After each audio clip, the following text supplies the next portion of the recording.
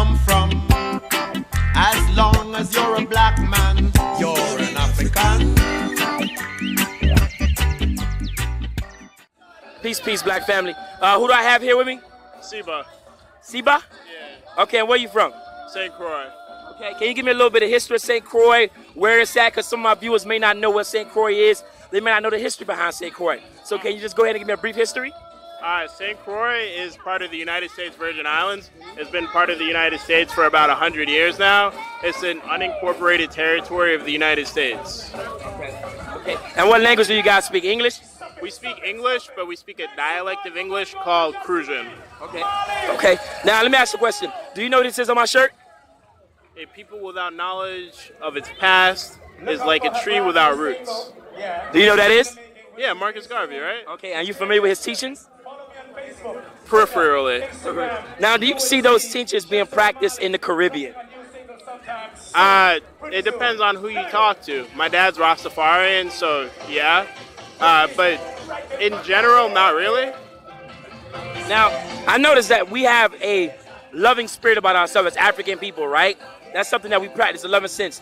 When I look around here, I see a few Asians, right? A few Indian people, East Indian people. How do you feel that's positively affecting our culture and negatively affecting our culture? Or do you think it affects our culture at all?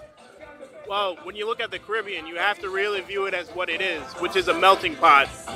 If you go to Trinidad and Tobago, who lives there? People of Indian descent, you know what I mean? You go to St. Croix, it's a melting pot of a bunch of different cultures. Jamaica, there's a lot of Chinese people there. You know, everyone came there to work the sugarcane fields and to enrich themselves and better their lives. So, yeah, you know, we're not a singularity. We can't say that everyone in the Caribbean is of African descent because it's a melting pot. Yo. Now, let me ask you a question. I don't think that's positively or something positive for our community at all. Because when you look at the culture throughout the Caribbean, it's the African culture, right? You can agree to that. We're part of the African diaspora, yeah. Now, Indians, East Indians, Asians, they don't bring anything to our culture. They actually take away from our culture. Can you agree with that? No, I can't agree with that, man. You can't agree with that at all? Nah, man. No. What have they brought to the culture or to the Caribbean to benefit us as African people? Well, I mean, look at Trinidad and Tobago. You know, like, come on, man. You can't look at the Caribbean as a microcosm. It's a macrocosm. We're all one people. You know what I mean? That's my philosophy on it. Like, and we all enrich each other. Like, every time you meet someone with a different experience from yourself, you grow. It's just how we are. Now, what's funny about that is, if I was to go to Asia, I would not be accepted the way they're accepted in the Caribbean by Asian people or East Indian people. That's the point I'm trying to make. We accept them into our culture, let them benefit from our culture. But if we try to go to their lands and do what they're doing to us, it won't happen. It's not a melting pot over there. You know, when you go to, like, Korea, right? South Korea, that's 97% people of Korean descent. Right. So that everyone who's not Korean sticks out. And they don't have or I can't speak in general, but it may seem as though they do not have a mentality where they have to embrace other people. You live in the Caribbean, we embrace everybody. Why? Because Why? we're exposed to everyone. You know, like, the same ships that brought the slaves had later on brought different people. We were exposed to other people, and we have a mindset where we can embrace other people. When you're in an environment where everyone looks the same as you, everyone who's foreign stands out a lot, and you may have some aversion to that. And you know what it is? It's not that they can't be accepted, it's that they won't be accepted. Because in Asia, you have dark-skinned people. In India, you have dark-skinned people. They're called the Dravidians in India, right? They treat them like shit. So the problem is that we're so accepting to everybody, they're not accepting to us. Now, I respect your philosophy, but it doesn't benefit us as African people. Well, I mean, it's historical, right? Like, when you use India as an example, right? In India, it was generally, it's a lot of different ethnic groups, but there has been conquest over and over again, right? And over time, I can't remember exactly, but I think it was people from the Caucasus Mountains came over and they colonized India, right? And they established a caste system, and they put themselves at the top of the caste, and they were lighter-skinned people. everyone who is not was put lower in the caste system. It's their history, and they're just trying to work with that. Now, before you go, how can we strengthen the diaspora between African people? Because I can tell you one thing, I don't hate anybody, but I'm not in form of multiculturalism. Because multiculturalism does not benefit African people at all. It has never worked for us.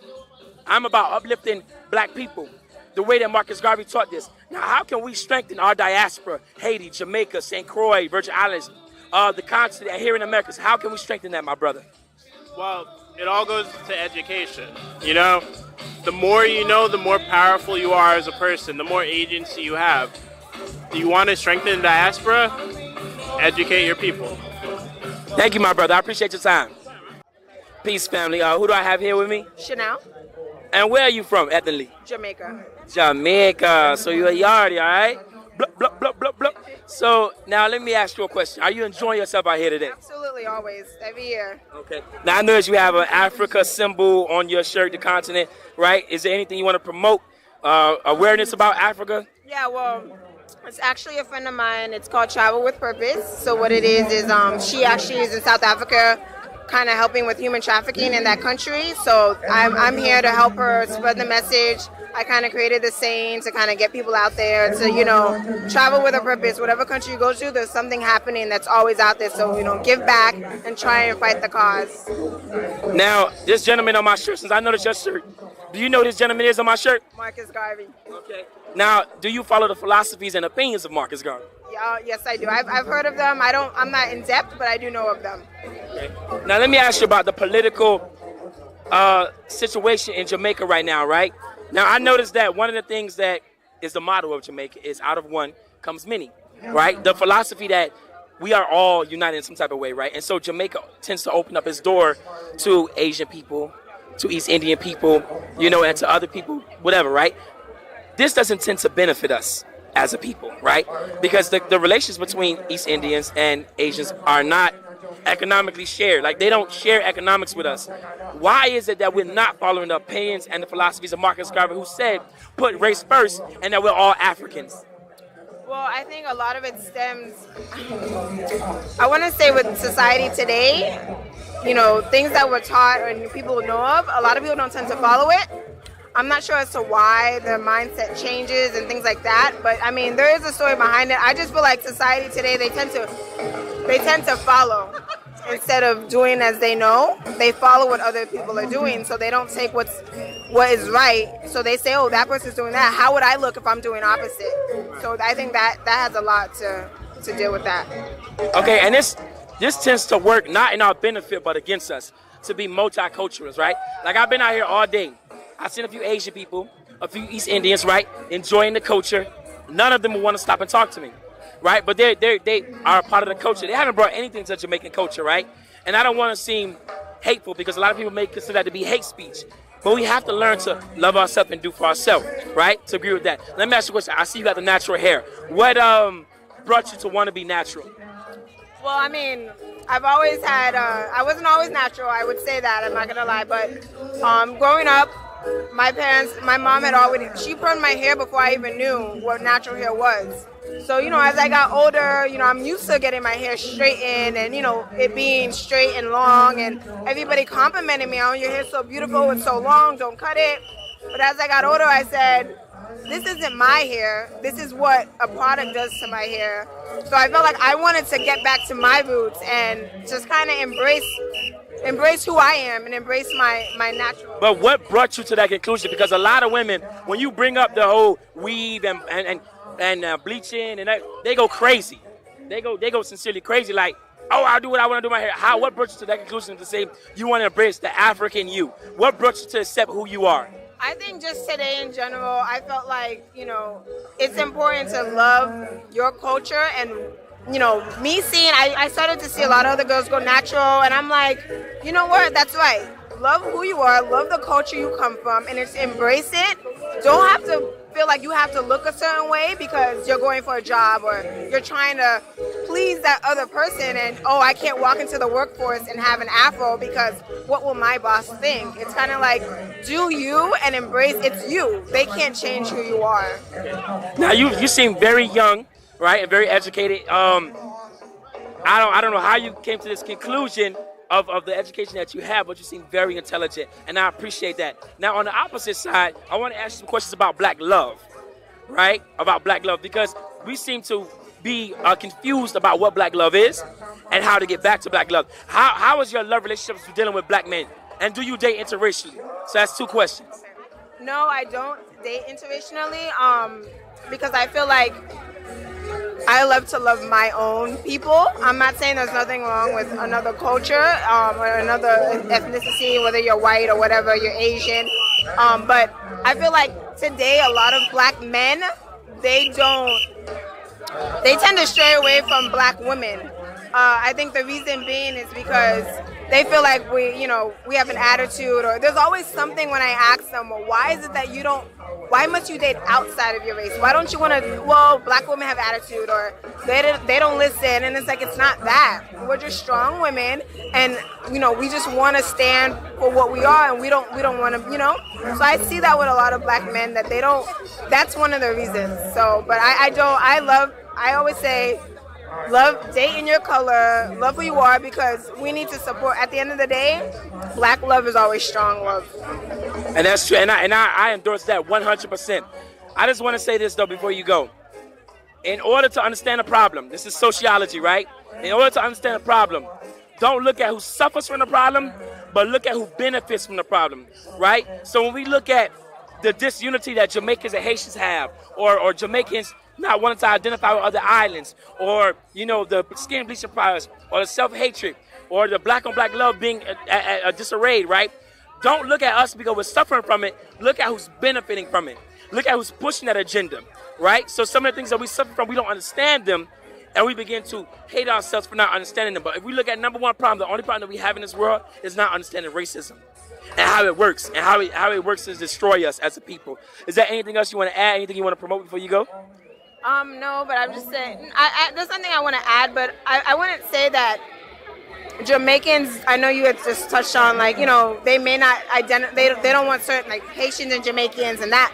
I think it's a lot more deeper when it comes to things like that, and it's not necessarily that we have a hate towards certain countries or islands and things like that, but I just say in general, everybody just needs to love everyone, and, embrace who you are, embrace your ethnicity, embrace your background, and just, take it all in.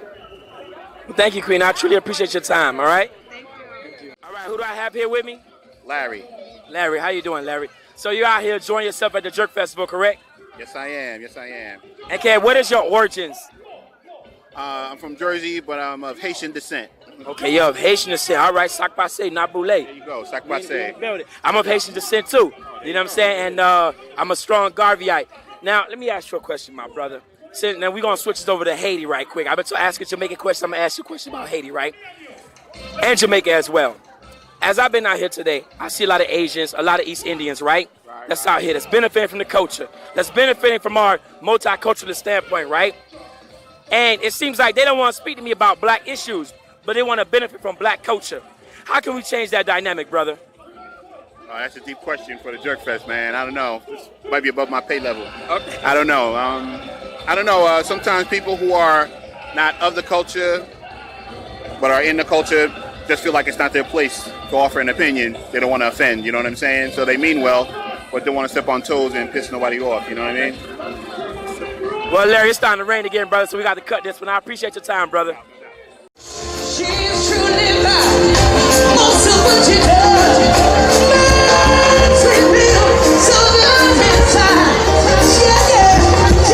Oh, get around, won't be. Tell me no more. Can I see this? Love, my care. Thank you, children. On the guitar. Simple. Hey!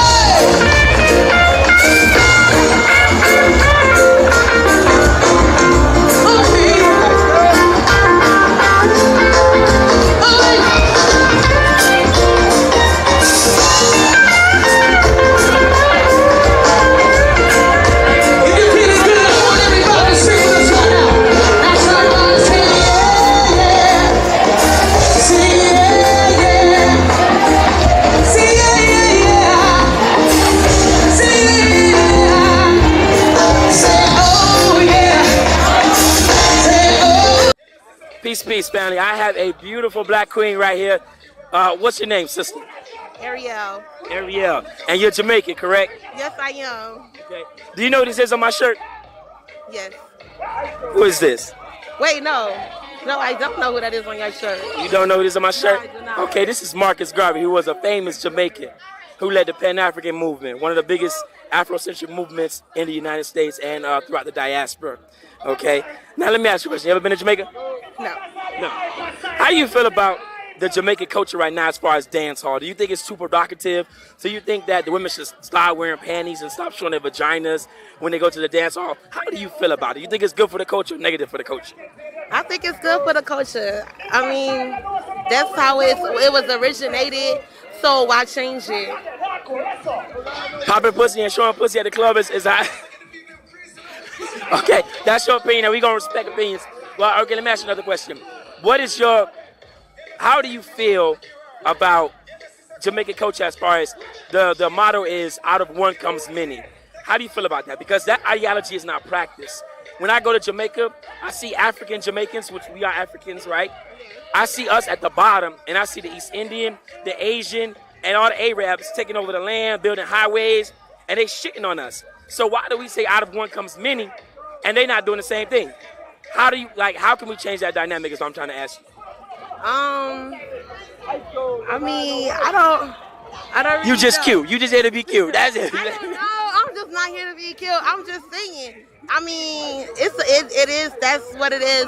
But at the same time, only the people can change that. So if the people not doing nothing to change that, then how can you expect change to come about? And you know, one of the things I see is that Jamaicans are very proud of their flag, right? Which is an off-brand of the British flag. Are you aware of that? No, I was not aware of that. Yeah, the only thing they did was change the colors. If you actually look at the Jamaican and British flag, the stripes in the middle and everything, all they did was change the colors. And you know, Jamaica being one of the places that they gave independence, Britain gave independence, it's kind of like a neo-colonialism. Jamaica's not really free when it comes to education, when it comes to economics and set other things. That's still being ran by the British, right? And this flag here was created by a Jamaican. And I know that Jamaicans don't adapt to this flag. They rather have that flag that you have on your head and represent that flag that was given to them by the British instead of this African, Jamaican, Haitian, whatever flag you want to name it, and accept it. How can we, look at this, how can we teach our children, right, at homes, in our homes, about Marcus Garvey? How can I get other people excited about learning about their culture? Because a lot of Jamaicans honestly don't know their culture. How can I get them excited about learning their culture and their real history? I mean, well, doing what you do best, as you know, you do spread the word around, and I watch a lot of your videos, and y'all learn something new every day by watching your things. So, I mean, by you spreading the word and out here doing what you're doing, you taught me something new today. I didn't know that my flag was not, was not even real, basically. So I learned something new today, so now I got something to look into when I go home. Well, I thank you for your time, Ariel. All right, enjoy your little festival and everything. Get jiggy with it. I want to see some dance moves out there, all right? I want to see you dirty whining and all that good stuff. You know, don't get hurt now, because you know Jamaicans like to get wild when they dance now. No, not me. All right, not you? Okay. All right, thank you for your time, Queen.